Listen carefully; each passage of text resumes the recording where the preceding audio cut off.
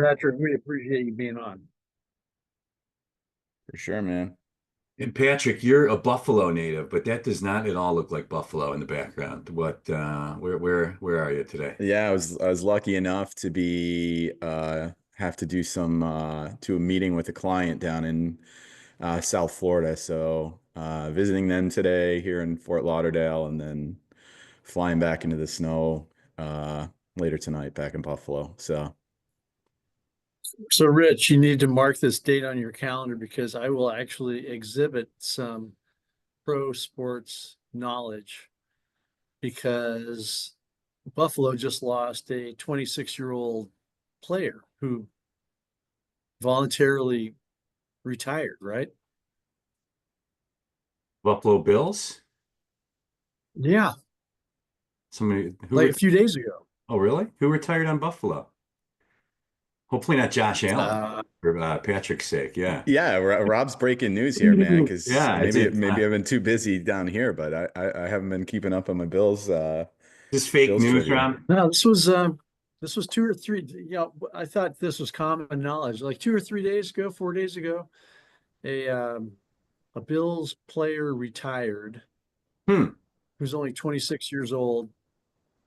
He said he just couldn't perform at the level that he needed to perform at.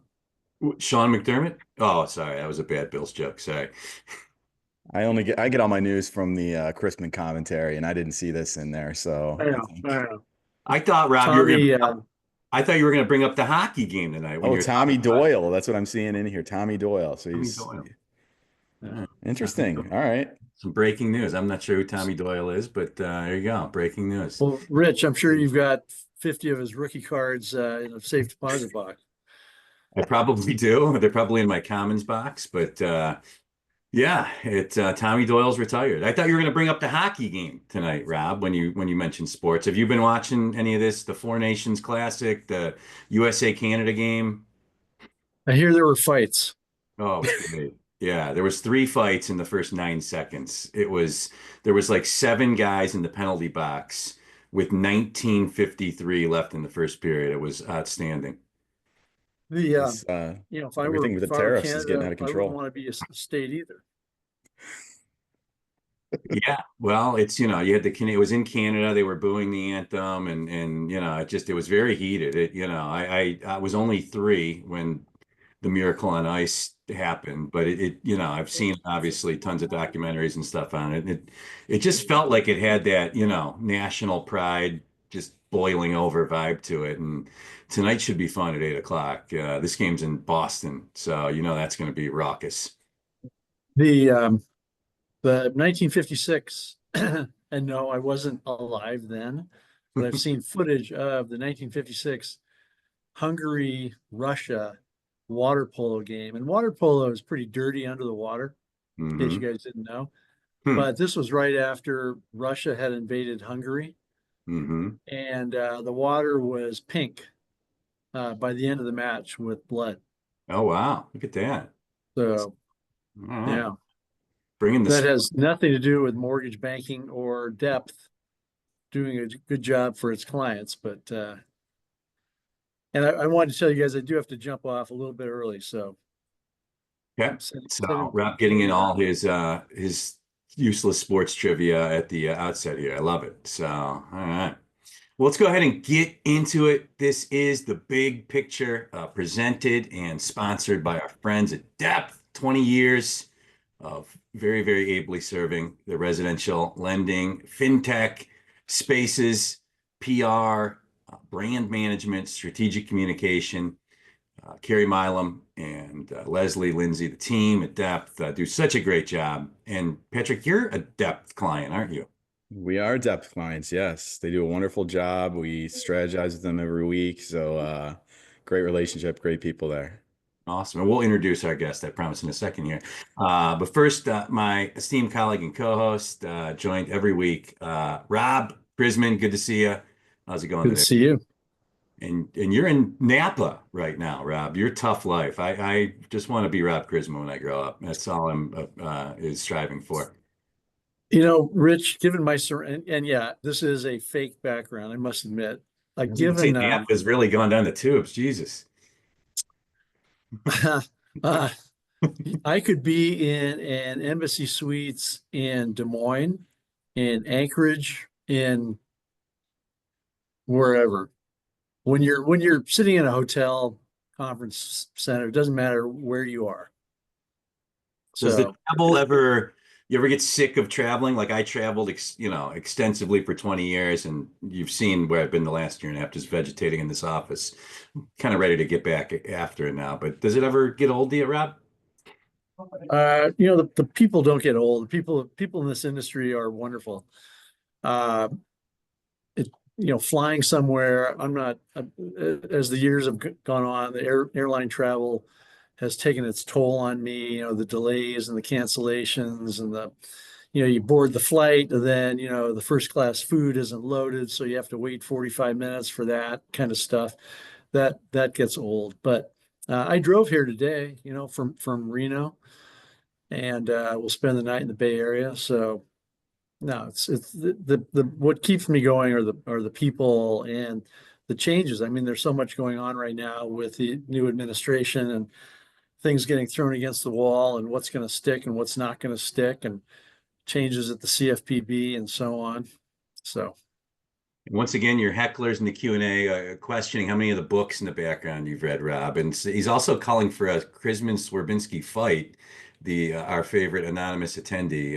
But I guess do you that's, know who this anonymous attendee is? I have no idea. I have no idea. But there's every show, like right at the beginning, a couple zingers that he slams in the Q&A. You should throw him in the chat, since he's an anonymous attendee, so everybody could see him. But no, yeah. So there you have it. And our special guest this week, very, very pleased to be joined by the CEO of LenderLogix, and that is Patrick O'Brien, already with a couple fans in the chat. Patrick, thanks for joining us. Although when we were scheduling out February, I wanted a Buffalo native that could share in my winter misery, but you're in South Florida. But welcome to the show, Patrick.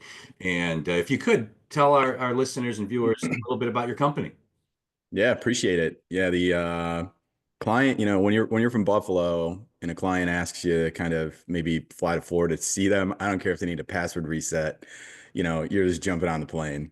So Just had to turn their computer on for them. Like, exa- hit the power button. Yeah, it's yeah, yeah. Yeah. So my background's in mortgage banking. I was a mortgage banker at a regional bank for about 15 years, and then we started the company about 10 years ago. Selling various pieces of software into the space. And, we're practitioners, we're mortgage bankers, and just kind of felt like a lot of the software in the space felt like it really wasn't built by mortgage bankers or people that really understood how, kind of mortgage bankers workflow operated and the pain points that those people had. So we created a handful of solutions in the space, primarily in the point of sale space. And it's kind of like a unique differentiator for us. Most people use our software and they can really tell that it was built by people that were actually in the field. And, I don't know, we sell between maybe 150 lenders across the country. I hear great things about the product.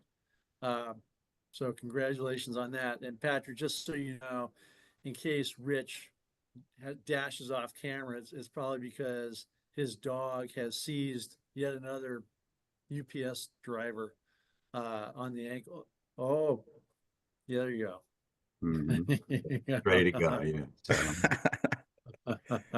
But yeah, no, Patrick, honestly, a lot of raving fans of your product. And we got a chance to meet a couple months ago. Really enjoyed the conversation and have some good takes on the industry. And yeah, no, we're happy to have you on the show. And this should be fun today. Yeah, appreciate it. Very much. All right. So, So- Rob, did you get your $5,000 check from Doge yet, Rob, with all this savings that your hero Elon is providing for us? Not yet. So you didn't get your yet. Doge check. All right. And for those that are confused, that was one of the latest proposals. I don't know how serious it is, but Elon had proposed sending checks for $5,000 to every taxpayer, to help share the wealth of all these savings that they're finding within the government. But Rob, you didn't get yours yet. Now he paid. What did he do? He paid if you registered to vote, he paid you something. There was a drawing of $1 million or something. You got put in a drawing, right? If you registered to vote. Yeah. So yeah. Well, catch the wave. There you go. Catch the wave. So, Rob, we've got a lot of other stuff going on. Obviously, the continued streamlining, I'll use to be nice, is the word of many federal housing organizations.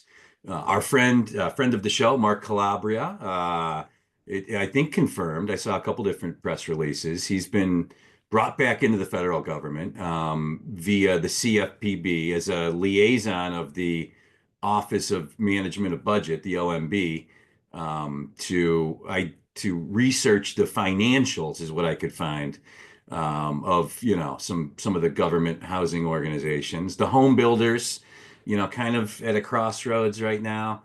Some of the tariff stuff that's lingering out there, especially impactful to the home builders. Home builder sentiment index came out yesterday, was the lowest I think since September. Obviously, it's been a shitty weather. Winter has not been good for the home builders as well. So obviously a lot of stuff out there percolating in the mortgage industry, and any of that, of note to you. Where do you want to take this to start things today? Oh, the concise, hard-hitting questions, Rich, are incredible. But I'd say, as I've been saying for a while, the new administration, you can talk about economics and the tariffs and interest rates in general. Interest rates have been relatively stable. The bond market has been good for capital markets folks because it hasn't been jumping around much. So the focus right now is on the regulatory front. And I've talked to attorneys who are already fielding questions about LO comp. Gee, with no sheriff in town, does that mean I can do this? Does that mean I can do that? I think the basic message for lenders to think about is, A, there were plenty of rules and regulations before the CFPB came into existence. If the organization were to be phased out somehow or defunded or go away, we would still have those rules and regulations. And if, as a company, you implemented policies and procedures that addressed rules and regulations, unless those rules have changed, unless the law has changed, it makes no sense for you to remove those policies and procedures. So it's not going to be, I joked, I think it was last week about, stated income, stated asset programs are back, or ability to repay is going away. The thing for people to keep in mind is that many, if not all, of the rules, policies, procedures, and so forth that have been implemented, whether by the CFPB or some other body, those rules have helped in the capital markets, and that investors feel more comfortable buying the product that we as an industry are manufacturing, whether those loans go into a portfolio or whether they are sold in the secondary market in a mortgage-backed security. You have to keep in mind those investors like knowing that the appraisal is accurate. They like knowing that the borrower isn't being steered into a program. They like knowing that the borrower is creditworthy. And so, like I said earlier, just to start dissolving rules that or policies and procedures that you put in place because the CFPB is up in the air a little bit, I think is the wrong approach. But if you have questions, you should certainly talk to your company's corporate counsel about it. That said, I would say that there are lawsuits and so forth that are or things that the CFPB or other regulators, mainly the CFPB, circumstances that they are reviewing or cases or companies that they're looking at who are breathing a sigh of relief because the CFPB has pretty much been put on hold. So, but I like to think that that's the minority of lenders that are out there. So I think I have yet to see any CEOs or owners of companies saying, okay, now that the CFPB is on hold, we're going to do this, that, and the other thing. I think everyone's just kind of waiting to see what indeed happens. So we'll see what happens. Patrick, all these chamming, we've had just, radical change. Obviously, federal government as it relates to housing and real estate finance. Has it had any impact on, technology provider company like yours?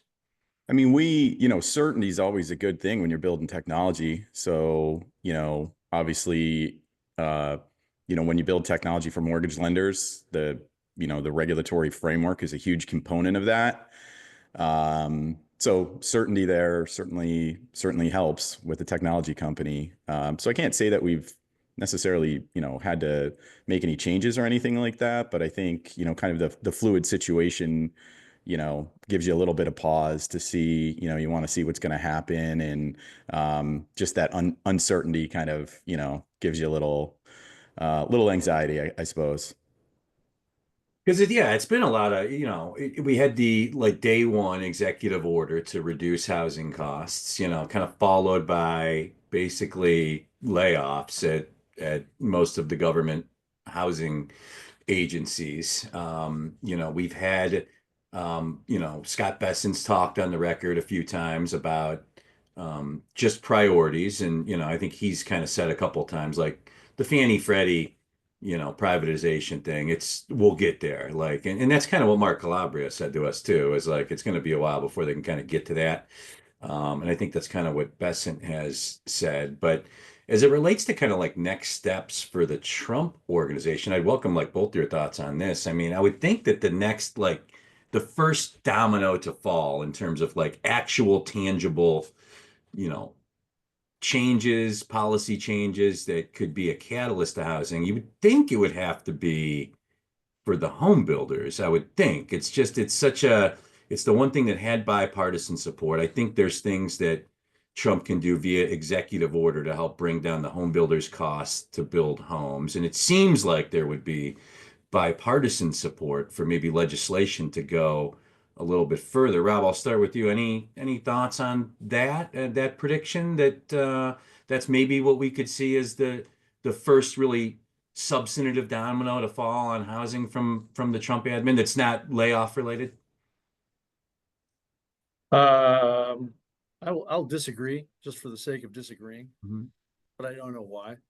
Uh, you know, uh, the we've talked about how a certain portion of housing, uh, of new builder development is at the local level, and the Trump administration, any administration, has limited control over, you know, Edna and the Planning Commission changing the way she does business. And she may have done, she may have done the permit process, whatever. She may have, you see, I think you see the same thing with county recorders offices and so forth. I mean, we as an industry have remote, online notarization, all these great tools. And where the problem lies is in the county, because, uh, you know, Barbara has been doing it, doesn't like remote online notarization, so it grinds to a halt, and you end up, using old technology. So I think the Trump administration or any administration's hands are tied when it comes to some of the things that builders would be helped by. So we'll see. Obviously, builders, it's a free market.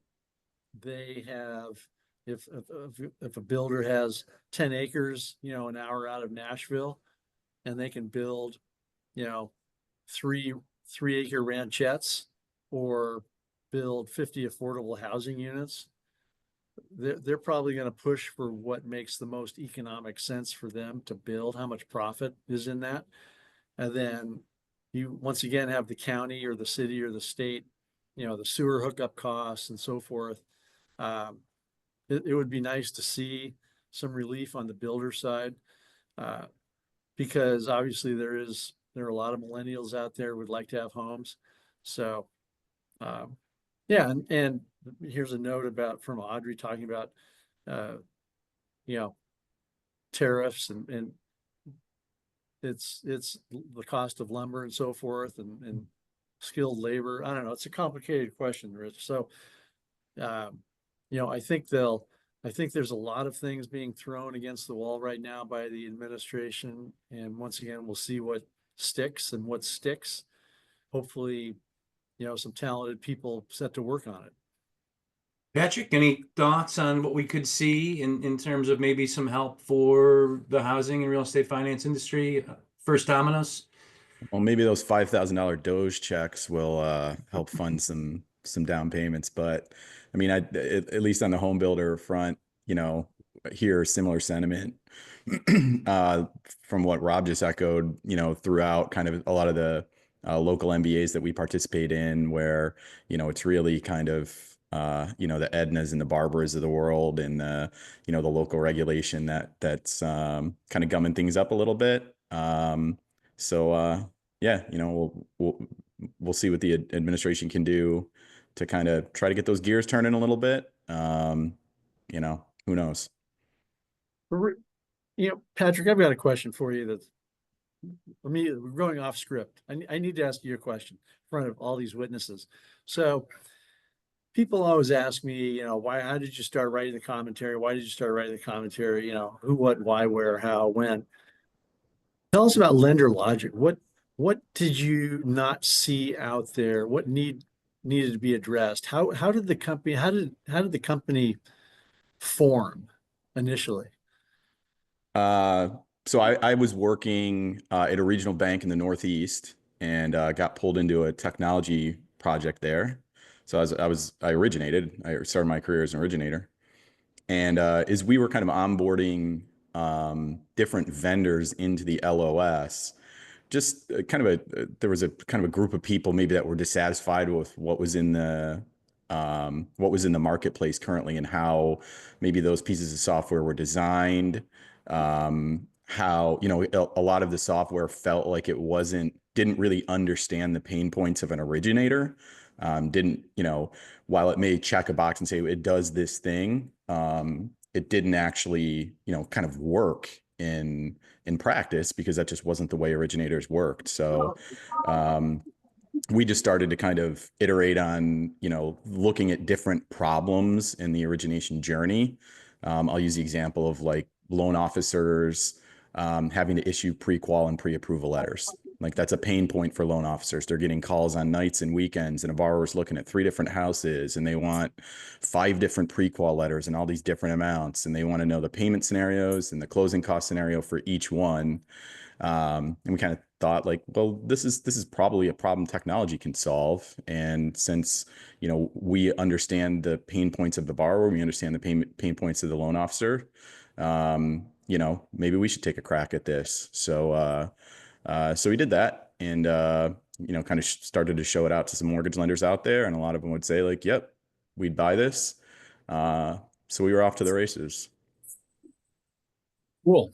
And your tech, Patrick, it interacts with the borrower at the point of sale. Have you seen any changes in just like borrower behavior in general, like this last year or two? Any changes of note?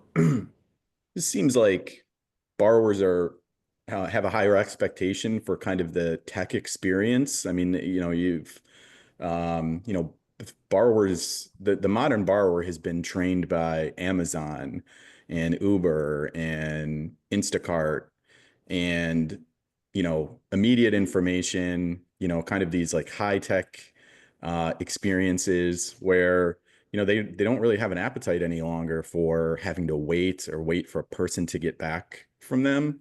So I think, you know, we really take to heart that allowing loan officers to deliver those experiences, not cutting the loan officer out of those conversations or anything like that, but allowing the loan officer to deliver these high tech experiences that the consumer really expects. I think we're seeing more and more of that as time goes on. Borrowers, you know, 10 years ago, people maybe had an aversion to technology, that was like a bad thing, that bringing technology into the mortgage origination journey was somehow, you know, deteriorating that high touch experiences that loan officers wanted to deliver.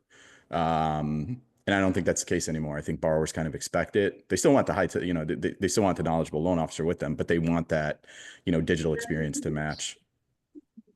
It wasn't that long ago when people were freaked out about putting their credit card information online. We've come a long way from that, but that wasn't that long ago. Yeah, it's like you're right. Like when online shopping first became a thing, it was like, are people ever really going to put their credit card online? And now it's like, hey, Amazon, here's 15 credit cards. You just tell me which one I should probably use take them when I all. buy. Yeah, you just hang on to these, and then when I want to buy something, just pick one.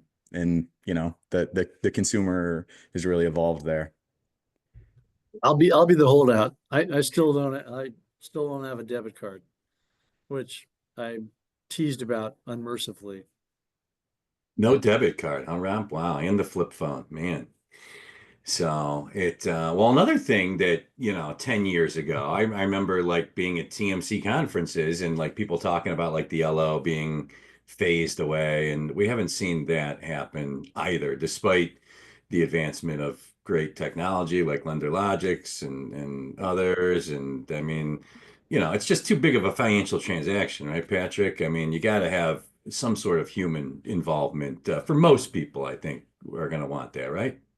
I mean, that's the approach we take. I was a loan officer, so you understand making that connection with the home buyer, being able to solve problems for them, put yourself in their shoes, understand what they're going through. I mean, this is the biggest when somebody's buying a house, it's just like the biggest deal in their life. They put an offer in on the house, they're driving by it 15 times and telling everybody about it. So yeah, having that experienced loan officer as part of the transaction, I think, is key. But at the same time, like freeing the loan officer up from doing a lot of manual tasks and automating things so that that loan officer can focus on having more of those high quality conversations rather than being, tied down with, doing manual tasks and minutia, is really, I think, where the tech kind of excels there. There you go. There's the new tag, LenderLogix. We're not here to replace your LO. We're here to make them stronger. All right. You're hired, Rob. There you go. There you go. It's the new marketing slogan. All right. So, and AI has just advanced so much, really. Just like 2024, if like I had to define 2024 just from a global business sense, I mean, it was really Gen AI. I mean, the advances in that, as somebody that started two small businesses a little over 18 months ago, just the personal impact that it's had, has been off the charts. I mean, like, just like the equivalent of like a full-time human being. Just the things that I can automate now. Patrick, have you, with your product, mortgage in general, obviously we're starting to see it seep in, but would just love your take on, the advent of AI and how it's starting to impact mortgage lenders and mortgage customers.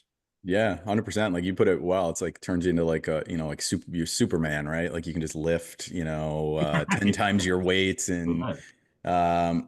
yeah, I think you're you made the point, you're starting to see it seep in, and you'll kind of this phase one seems to be AI being introduced through the tools that you're already using. So I think thinking about AI is probably not going to be just some like outside force that descends on the mortgage business and disrupts everything.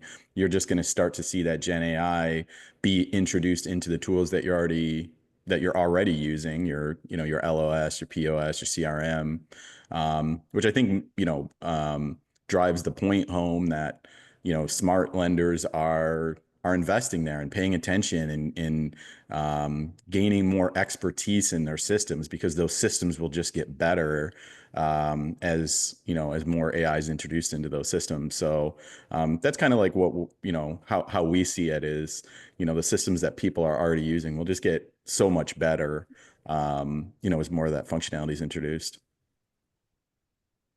Rich, I don't think I'll ever forget. You and I were on a show, and you asked me, what do you think of, Rob, what do you think about Chat GPT? Is it writing your commentaries for you now? And I said, is what doing what? I I know.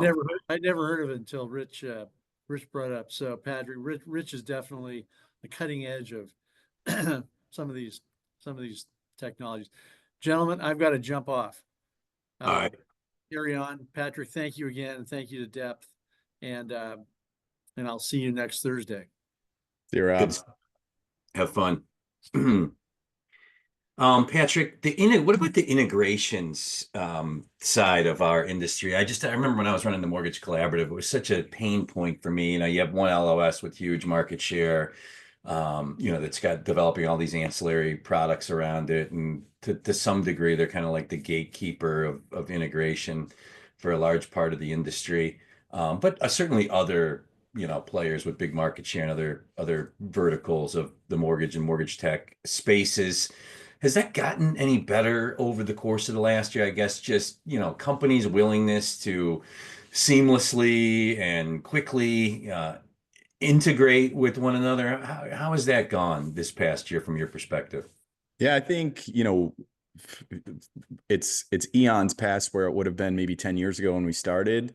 And I think the investments that a lot of the loan origination systems have made in their API infrastructure to allow these types of integrations has really, kind of sped up that process. The beauty part of kind of these open systems is that a mortgage lender is really able to kind of like design the lending experience that they want. They can kind of create this bespoke lending experience for the consumers, whether they're are they consumer direct, are they distributed retail, and allowing those lenders to kind of pick in different components to build into the origination process, whether it's point of sale, CRM, different verification providers and things like that. I think it's been a great thing for the industry, and I think that those investments that the loan origination systems have made have made that a much easier process, compared to where it would have been a long time ago. And then the LOS space, I mean, still obviously dominated by Encompass, and we had the kind of weird, the M&A situation where between Ellie Mae and Black Knight, and that being under review by the government, and ultimately changed where the LOS kind of had to be spun off, and ICE only acquires the servicing platform. But I guess where I'm bringing this all around to is just as somebody that interacts with lenders on a daily basis, like there were so many lenders, like before that ICE and Black Knight merger was announced, that were very seriously considering an LOS change. And then that everybody was kind of in limbo because Black Knight's system was one of the ones a lot of people were looking at. And it was on hold on ice for like no pun intended for like 15 months or whatever it was, and then it's over and the dust settles, and it seems like there's a couple new intriguing LOS providers that are starting to make a little bit of momentum. I guess just any observations on the LOS space in general from somebody that's pretty close to it. Yeah, I mean, we've been a part of some of those conversations where lenders were in the process of looking to make a switch, and to your point, like we definitely saw a few kind of scuttle those, as not only the timing of the merger, but also just what happened with interest rates and just the mortgage business in general being a little bit more volatile. So we definitely saw a lot of those conversations slow down, and I think it's caused lenders to maybe kind of take a look at their their workflow, their tech stack, and realize that there's a lot of things that they can do to gain efficiency, to deliver a more custom borrower experience that don't require kind of the rip and replace of the LOS. Which can be a painful thing. I think we've seen a little bit more of that lenders just kind of saying like, okay, well, we have a good foundation in place already. What are some things that we can do to, kind of elevate our user experience that don't require, full wholesale swapping out of the LOS? This is The Big Picture, presented by our friends and sponsors at Depth. And this week, really, really pleased to be joined by the CEO of LenderLogix, Patrick O'Brien. And Patrick, any gaps that still, from your perspective, that still exist in mortgage tech, and maybe how LenderLogix is trying to solve for them? I think, the early consumer engagement, from a borrower kind of starting to raise their hand and consider like, I might be looking for a house, through kind of I found a house and I'm submitting a loan application. I still think there's a lot of work to be done in that space. I think, home buyers have very unique needs during that phase of the journey.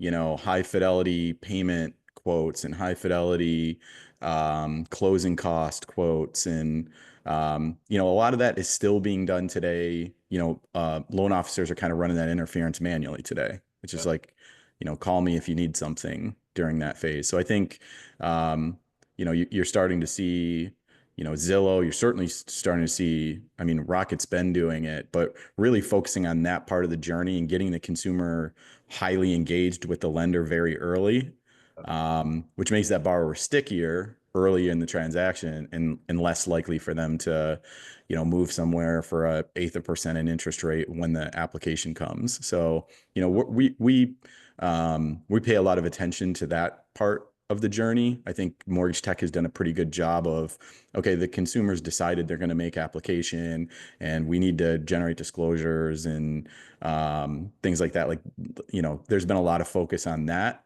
over the last decade, but I think you're starting to see more kind of consumer engagement tools earlier in the journey. And I think that's really cool and exciting. That's a great point. And I've seen the same thing. And I do think, especially now with, a defanged CFPB, just lenders I'm working with feel more empowered to, maybe they were, providing like some buyer's agent services to your point, right? To get to the borrower earlier in the journey. We're seeing Zillow and their growth as a mortgage lender. Rocket's always kind of been, part of their DNA.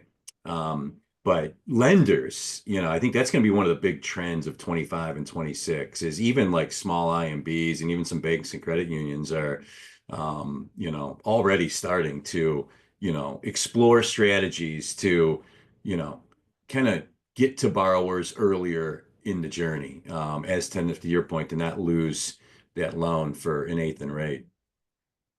Yeah, I mean, that you mentioned Zillow's, their growth has been really impressive. And they're just kind of demonstrating, I think, like once they have the consumer's eyeballs very early because they have this, very rich experience for home search and kind of weaving the mortgage into that, in an elegant way using, great design, has kind of shown like that's phenomenal way of generating business for the mortgage company. So, I think, lenders paying attention to that, they're obviously not going to, build a Zillow or something like that, but just understanding like, well, what are other things consumers might be looking at or want access to that part of the journey, and how can we use, systems to kind of engage with the borrower earlier and just kind of get them hooked in. I think I think it's exciting in some place that lenders should be looking.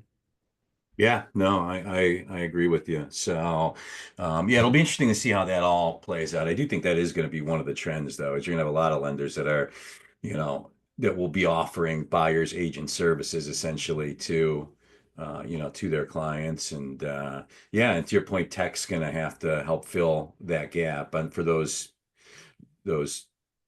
responsibilities and tasks that lenders typically haven't performed in the past. So. First time home buyer engagement. Again, as somebody that's very close to the point of sale, any thoughts on just the ways lenders should more effectively, seek to engage with first time home buyers, especially in this, affordability challenged climate right now? Anything you've seen that has been effective? I mean, I think it's how thinking through like how can I as a mortgage lender help somebody be a successful home buyer? How can we make this a success for them where like they identify a house that they want to, they evaluate different houses, they identify one that they want to buy, they put in an offer, they execute it, they submit a mortgage application, they get approved, they close. Because like nobody really wants a mortgage, right? They just want the house. So I think, lenders figuring out like, okay, well, what can we do to make somebody a successful home buyer? It's like, well, give them confidence, give them some degree of certainty. We've done that as an industry by like giving people pre-approval or pre-qualification letters, I guess. But how can we make that person really like a confident home buyer, somebody that is confident in their financing and knows their numbers, understands what happens if there's a counter offer and they got to increase another $5,000. How do we get it so a consumer, once they realize that it's a house that they love, to take action immediately and not hem and haw? So I think like focusing on those types of things, like what are the tools that a consumer needs during that particular part of the journey? How do we put those tools in their hands to make them a successful home buyer? So, they're not just out there searching for houses, but coming up empty because they're being outbid or not able to act fast enough. But how do we arm them to make them like, no, once you see a house, like you're going to be able to get it. You're going to win that bid. You're going to be confident in your financing. You're not going to be wishy-washy, because wishy-washy home buyers don't buy houses. They're not the ones that win the bids. Like, it's the confident home buyer that goes in there and says, I'm going to buy this house, and they're able to execute it. So I think, lenders figuring out ways to make these people successful home buyers is key. You're now 10 years into your journey of successfully building, growing, scaling a mortgage technology company. So many have been left dead in the wake the last 10 years. Any advice like that you would give to somebody that's like seeking to start like a mortgage technology company today? Lessons you've learned along the way that have been beneficial? I think just listening to customers and talking to customers, we spend a ton of time with our customers. I mean, that's what I'm here right now. Like, we sit and we strategize with our customers, understand what their pain points are.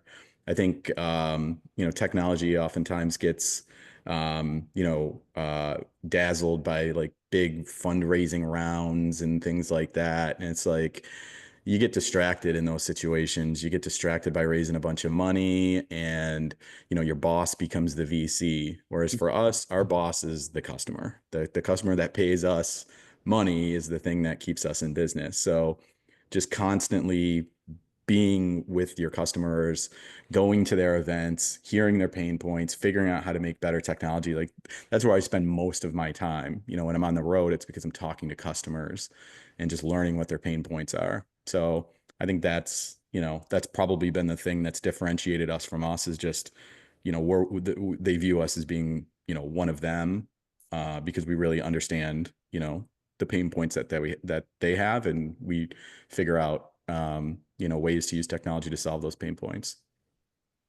Yeah, no, it's a great point. It sounds simple, but it is simple, and it makes a ton of sense, right? Just constant dialogue with your end user and your customer. Really, no matter how much technology emerges, no replacement for or diminishing value of that. And something else you brought up earlier. I mean, you were in LO for a bunch of years, and it's amazing, like all the years of running the TMC Technology Fund, and now as a consultant talking to aspiring startups. The vast majority have nobody that knows mortgage or was an LO. I mean, it's typically somebody that had cash, and they bring on some friend that they think is going to be beneficial in growing the business, typically without mortgage lending experience. And at least my experience has been like that. And it's that makes it really, really tough, right? Yeah, I think that's, when we've gone in and maybe cleaned up a mess or taken out a different solution that a lender already had in place, like, it's easy to say that you do things like, oh, we have all these features, but in reality, they're just not usable. The person in the field can't use the features because thought didn't go into deploying those features in a way that made sense for the way that a loan officer, a processor, an underwriter does business. And to your point, it's like, yeah, mortgage is flashy. Like, everybody knows it's an inefficient process. So it's kind of, it's ripe for people wanting to come in and disrupt the business. And it's easy to raise money to disrupt the mortgage business. So you see that a lot. And, sometimes you just kind of have to roll your eyes a little bit and just, it's like, that's not going to work. Like what you're proposing, like sounds good on paper, but in reality, it won't work for these reasons, whether it's because of the regulatory framework that we work within, the fact that loans are sold on the secondary market and not all held in portfolio. So yeah, I think, that's just, for us, that's just core to who we are. And, it sometimes maybe is just a little too easy to start a company and just say that you do a lot of things. And ultimately it's all show, no go. To that end, you don't have to name any company names. Any thoughts, the worst piece of mortgage tech you've seen over the last decade? Anything that comes to mind there? Interesting. I think one. I think a lot of lenders have kind of missed on what a loan origination systems were built to drive efficiency within the lender's shop, right? It's like my loan officer is going to use the LOS, my processor is going to use the LOS. It's going to help me write this compliant, saleable loan, and I think people have thought maybe over the years that the LOS should extend to interact with the customer, but like those are very different constituencies. Like what a borrower needs is going to be very, very different in the way that the system is designed, and how a consumer interacts with a piece of technology is going to be very different than how a loan officer or processor is. So I think some of the worst technology that you've sometimes seen is like when a lender tries to take their LOS and make it something that the customer can interact with. It's just like that's not really what it was meant to do. So you're better off using things like point of sale to create the consumer experience, and using the loan origination system to drive operational efficiencies. That's kind of some of the ugliness we've seen out there. Well, great stuff, Patrick. Really enjoyed having you on the show, and good luck getting back to Buffalo tonight. I don't know how the weather is, but you're leaving South Florida and heading back to Buffalo. I can sympathize with that. But no, really, Yeah, really. wave out the window when we're flying over Cleveland at you. So Yeah. Oh man, it's been a cold winter. Just I have not seen my front lawn since December 26th. yeah, it's great to see the sunshine. I'll tell you that. You don't realize how much you miss that until that plane breaks through the clouds, and you're like, oh, I haven't seen this in 4 months. So that ball of light in the sky, right? Exactly. Wow, that thing produces heat. Oh man. Um, well, good stuff. Our special guest this week, CEO of LenderLogix, Patrick O'Brien. Yeah, very grateful you spending some time with us and enlightening our listeners and viewers this afternoon. I want to thank you very much for coming on the show. appreciate it, Rich. Love the show. Keep up the good work. Thank you. And to our viewers and listeners, thank you for joining us. If you're listening on pod or watching on YouTube, join the live broadcast. You can go to chrismancommentary.com to get signed up for the live version that we do on Zoom every Thursday from 3 to 3:45 p.m. And but as always, want to thank everybody for spending some time out of their week with us. And Patrick, thanks again, and have a great rest of the week, everyone, and weekend. And we'll see you next Thursday at 3 Eastern. Take care.